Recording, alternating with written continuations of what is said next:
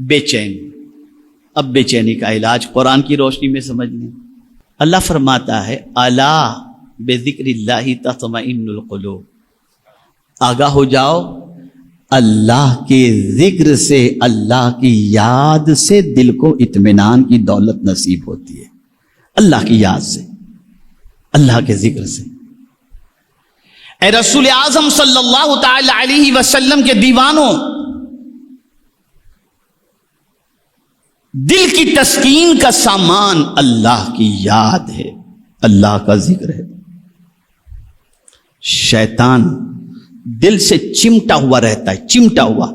جیسے کسی بندے نے کہا اللہ، شیطان بھاگا وہاں سے، شیطان بھاگا.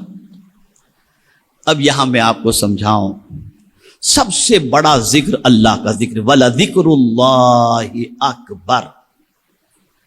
بندے سے قرآن میں جا بجا کہا گیا یا ایھا الذین آمنوا اذکروا اللہ ذکرا کثیرا، یا ایھا الذین آمنوا اذا لقیتم فئۃ فاثبتوا واذکروا اللہ کثیرا. جا بجا اللہ کے ذکر کی کثرت کی بات نظر آتی ہے.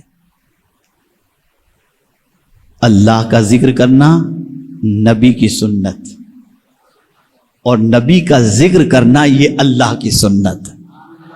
محبوب تم میرا ذکر کر رہے ہو لیکن میں تمہارے ذکر کو بلند کر رہا ہوں. وَرَفَعْنَا لَكَ ذِكْرَكَ. ایک ضابطہ اللہ نے عطا فرما دیا، میرا بھی ذکر کرو اور میرے محبوب صلی اللہ علیہ وسلم کا بھی ذکر کرو.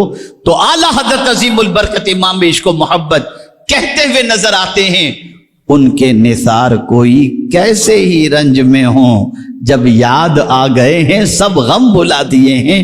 سب سے بڑا غم آخرت کا غم ہے، لیکن جب یہ پتہ چل جاتا ہے کہ آخرت کے اندر کس کی رسائی ہے، رب کی بارگاہ کے اندر، تو اعلیٰ حضرت کہتے ہیں سنتے ہیں کہ محشر میں صرف ان کی رسائی ہے.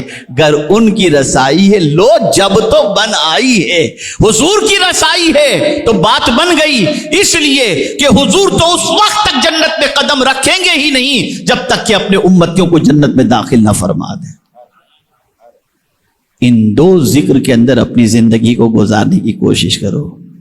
کبھی یاد الہی، کبھی یاد رسول صلی اللہ علیہ وسلم میں طبیعت میں قرار ملے گا، طبیعت میں سکون ملے گا.